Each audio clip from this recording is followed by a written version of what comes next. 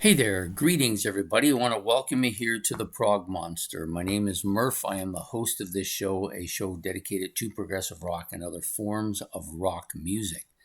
So we're here today to do an episode of Look Back at a Classic Rock Album. This is a show I do every Monday night in which I take an album that, generally speaking, is about a 2.5 upwards to a masterpiece. The album we're going to do today is probably a high twos album. I like this album quite a bit. This was my second album by the band, and we're talking about the Rolling Stones' Emotional Rescue. So I'm not quite sure when I bought this album. I originally had it, of course, in vinyl because that was pre CD days. And I know I never owned it in cassette, or I would remember that, but I didn't. So this was released on June the 23rd, 1980. Recorded at several studios, Compass Point in Nassau, Bahamas. It was also recorded at the Pathé Marconi in Paris, Electric Ladyland in New York City, as well as the Hit Factory in New York City. It's about 41 or so minutes in length on the Rolling Stones personal label, or the Rolling Stones label if you prefer. You can see it there. And produced by the Glimmer Twins. So I always found this album thing it's kind of almost an ultrasound looking kind of cover to it. I mean the back and the cover as well. So in total, there are 10 tracks on this album, all pretty decent. There's no really, maybe the last track I don't really care too much for. I'm just looking up the track list. Okay, here we are. So this is, of course, the personnel for the Rolling Stones at that time are pretty much the classic lineup, or one of the classic lineups of the Rolling Stones. Mick Jagger on lead vocals, electric guitar, electric piano, and a little bit of percussion as well. You've got Keith Richards on electric guitar, backing vocals, acoustic guitar, some bass guitar, a little piano, and lead vocals as well. You've got Bill Wyman on bass guitar and some string synthesizers, and Charlie Watts on the drums, and Ronnie Wood on electric guitar, bass guitar, and some backing vocals as well. Now, in addition to that, there's a few other musicians that are playing on the album.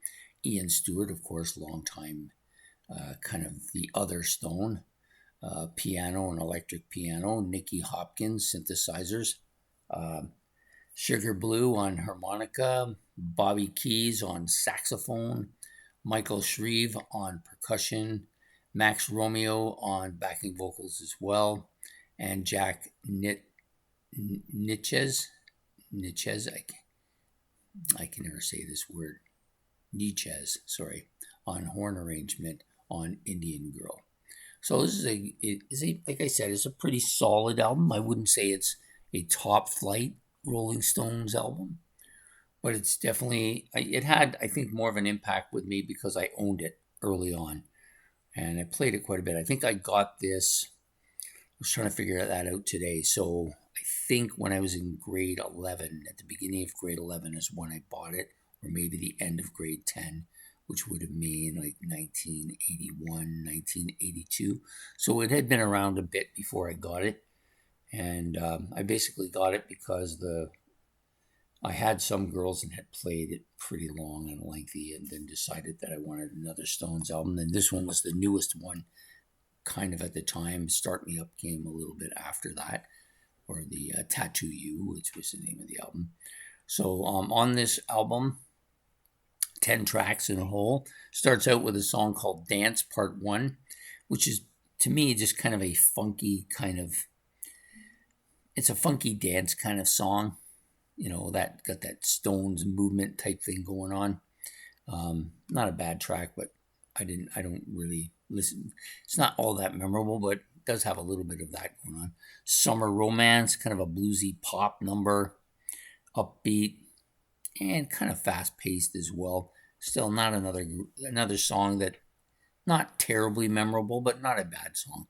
It gets to the third song, that's where I start to notice the songs a lot more. Send It to Me. This is a pretty good up-tempo, funny kind of beat to it. Some reggae-like guitar parts going on here and vibes. Vocals are a typical Jagger sound here.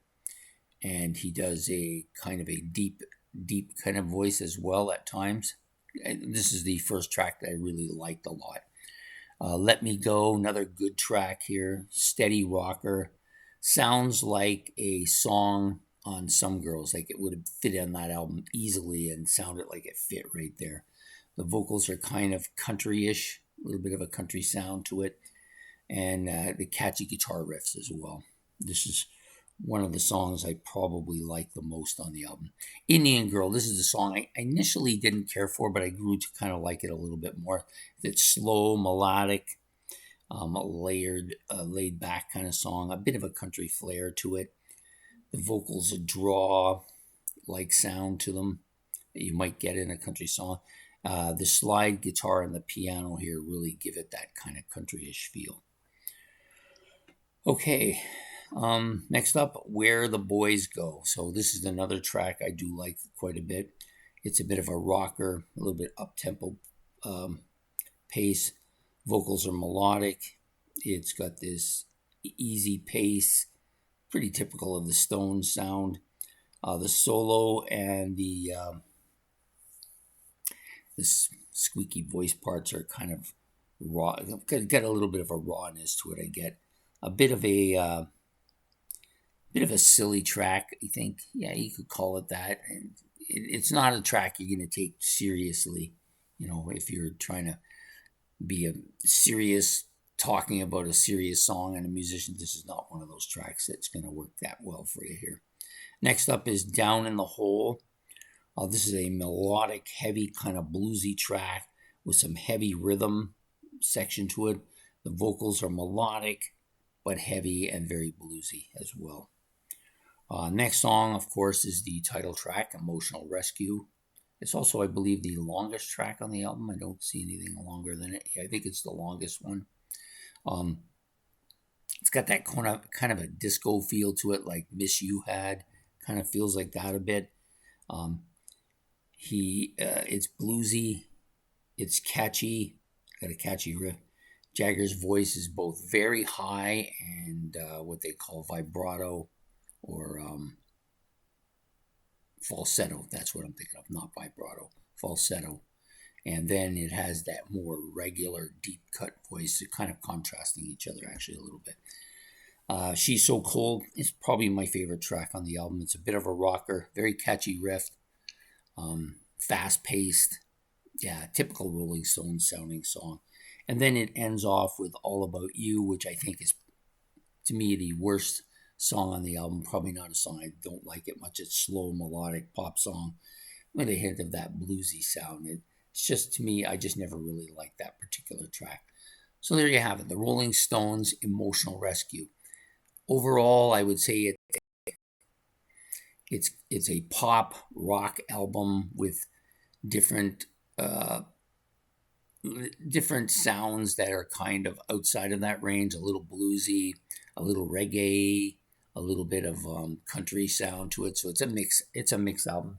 Pretty similar to Some Girls. I think Some Girls is a better album by quite a bit, but this has a lot of that same kind of flavor to it.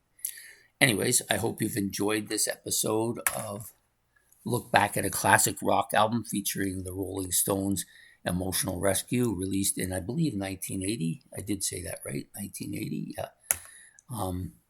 Please hit the like and subscribe. That's much appreciated. And if you want, you can make comments about either the album Emotional Rescue or the Rolling Stones or one of the members or whatever you want to talk about. Anyways, we will be back next Monday for another look back at another classic rock album. So hope to see you then. Take care and have yourself a good night and goodbye.